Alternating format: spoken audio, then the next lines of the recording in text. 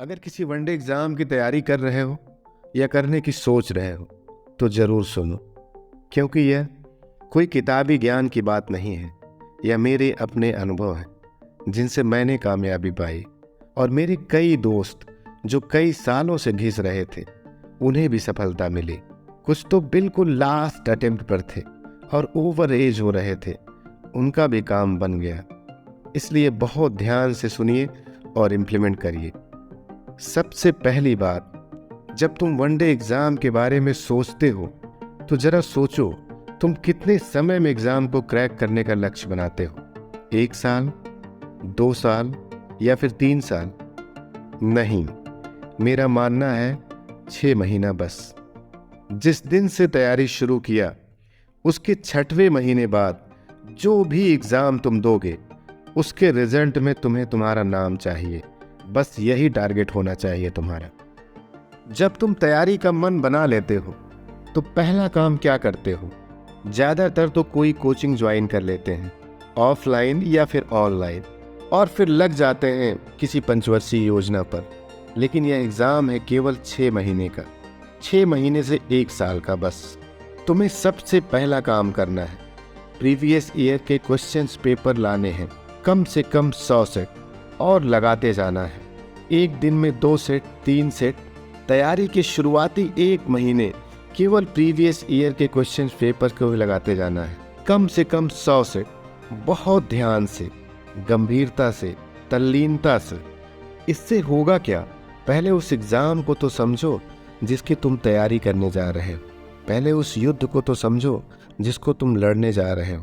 पहले उस खेल को तो समझो जिसको तुम खेलने जा रहे हो। लेकिन करते तुम बिल्कुल उल्टा हो। मोटी मोटी किताबें लाकर रख दोगे, भारी भरकम कोचिंग ज्वाइन कर लोगे और अंधों की तरह तुम शुरू हो जाओगे। लेकिन यहाँ मैं तुम्हें बिल्कुल उल्टी बात बताता हूँ। तुम पीछे से चलना शुरू करो। पहले महीने 100 सेट लगाओ और मंथन करो। इस दौरान तुम इस एग्जाम को समझ पाओगे।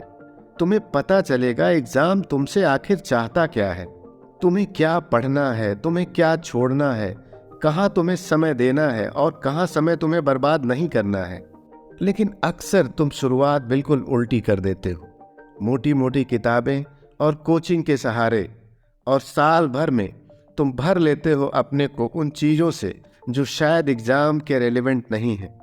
मैं तुमसे कहता हूँ, पहले सिलेक्शन ले लो, फिर ज्ञान लेते रहना। इसके लिए तो पूरी जिंदगी पड़ी है। तो पहला जो काम तुम्हें करना है, तैयारी के पहले महीने 100 सेट लगाना है।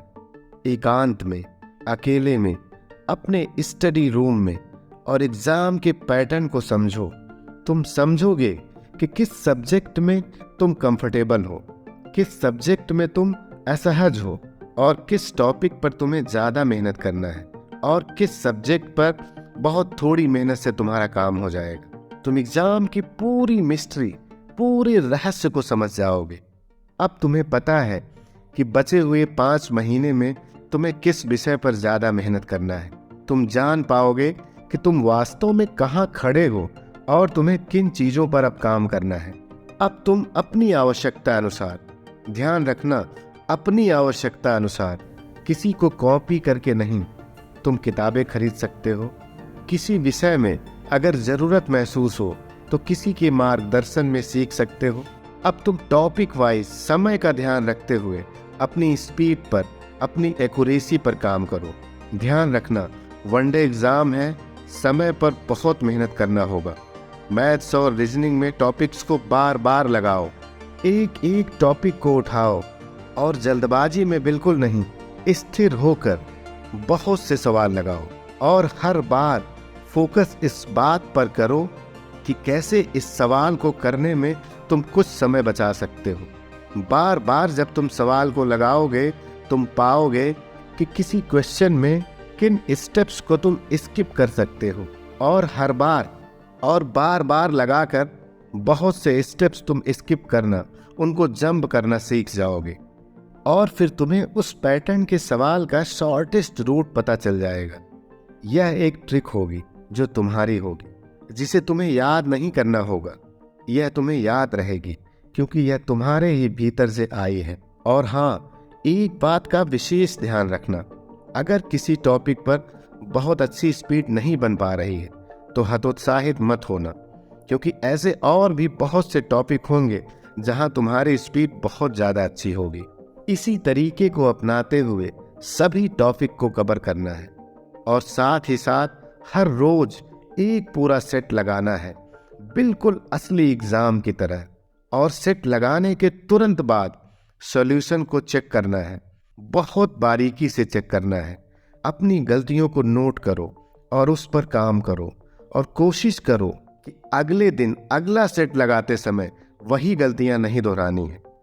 इस तरीके से धीरे धीरे अगले 5 महीने में अगर हर दिन तुम 8 घंटे पढ़ते हो तो 2 घंटे एक सेट लगाने में जाएगा और बचे हुए 6 घंटे में सब्जेक्ट की प्रैक्टिस करना है और प्रैक्टिस सेट में नोटिस की गई गलतियों पर तुम्हें काम करना है। ध्यान रखना, गलती करने में समस्या नहीं है, पर उसी गलती को बार बार दोहराने में समस्या है। तुम जब बहुत अभ्यास करोगे तो तुम पाओगे बहुत से क्वेश्चंस तो ऑप्शन से ही हो जाते हैं। ऐसी और भी बहुत से शॉर्टकट्स और आइडियाज तुम्हें पता चलेंगे, लेकिन जब बहुत ध्यान से सेट्स को लगाओगे एकांत में और खुद उनको चेक करोगे तब इन बातों को तुम समझ पाओगे। और एक ज़रूरी बात, अगर आप हिंदी मीडियम से हैं तो इंग्लिश पर बहुत ध्यान से काम करना पड़ेगा, क्योंकि बहुत से लोग हैं जो बाकी के सब्जेक्ट में तो बहुत अच्छा कर ले जाते हैं पर इंग्लिश का कट ऑफ ही नहीं क्लियर कर पाते और उनकी कॉपी ही नहीं चेक होती और उनकी सारी मेहनत व्यर्थ हो जाती है। मेरे साथ भी ऐसा ही कुछ था। इसका समाधान मैंने खुद ढूंढा और वह बाद में सबके बहुत काम आया। अगर इंग्लिश सिर्फ क्वालिफाइंग है तो हिंदी मीडियम वाले बहुत से लोग चूक जाते हैं और वह इंग्लिश का कट ऑफ ही नहीं क्वालिफाई कर पाते, क्योंकि वह समय बचाने के लिए इंग्लिश के कम क्वेश्चंस को ही अटेम्प्ट करते हैं और वह कट ऑफ के नीचे रह जाते हैं।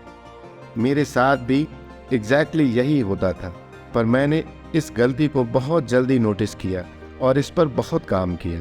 मैंने इंग्लिश के बहुत से सेट लगाया और मैंने नोटिस किया कि जब मैं आउट ऑफ 40 क्वेश्चन से ज़्यादा अटेम्प्ट करता हूँ तो हर बार इंग्लिश क्वालिफाई करता हूँ।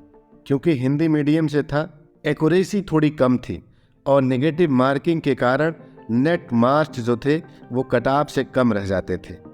पर जब 40+ क्वेश्चंस अटेम्प्ट करने लगा तो हमेशा क्वालिफाई कर जाता था। वैसे यह हर किसी के लिए अलग अलग हो सकता है, पर इस पर काम जरूर कर लीजिएगा। यह एग्ज़ाम का बहुत ही महत्वपूर्ण हिस्सा है। बहुत से लोग सिर्फ इसी वजह से चूक जाते हैं क्योंकि वह इंग्लिश का कट ऑफ नहीं क्लियर कर पाते। और मज़े की बात तो यह है कि बहुत दिनों की तैयारी के बाद वो इस बात को जान ही नहीं पाते कि वह गलती कहाँ कर रहे हैं। इसके लिए आप सिर्फ इंग्लिश के कम से कम 50 सेट लगाइए और अगर इंग्लिश सिर्फ क्वालिफाइंग है तो पहले 25 क्वेश्चंस अटेम्प्ट करिए और फिर चेक करिए कि नेगेटिव मार्किंग के बाद नेट मार्क्स कितने आते हैं। अगर क्वालिफाई नहीं कर पा रहे हैं तो अटेम्प्ट करने वाले क्वेश्चंस की संख्या बढ़ाते जाइए और जब हर बार मिनिमम क्वालिफाइंग मार्क्स आने लगे तो रुक जाइए, वही आपका बेंचमार्क है। यह 25, 30, 35, 40 कुछ भी हो सकता है, पर कम से कम 50 सेट्स में ट्रायल करने के बाद ही निष्कर्ष पर पहुंचिए और डिसाइड करिए कि हर बार आपको मिनिमम कितने क्वेश्चंस अटेम्प्ट करने हैं। वह आपका बेंचमार्क होगा और सिर्फ आप पर ही लागू होगा। इस पूरी प्रक्रिया को अगले 5 महीने अभ्यास करो और समय के साथ तुम्हें एहसास होगा कि तुम सिलेक्शन क्राइटेरिया के बिल्कुल नज़दीक आ चुके हो और अब हर सेट में तुम क्वालिफाई कर रहे हो। अब तुम आत्मविश्वास से भर जाओगे। असली एग्जाम में तुम निडर रहोगे और गलतियां नहीं करोगे और तुम्हें पता होगा कि इस बार तुम्हारा नाम सिलेक्शन में आने वाला है। और हाँ, एक बात का विशेष ध्यान रखना है, जब भी पढ़ाई करो उत्साह से भरे हुए, खुशी खुशी, प्रफुल्लित मन से करो, क्योंकि थके, उदास, भारी मन से कभी पढ़ाई मत करो, क्योंकि वह तुम्हारे किसी काम नहीं आएगी।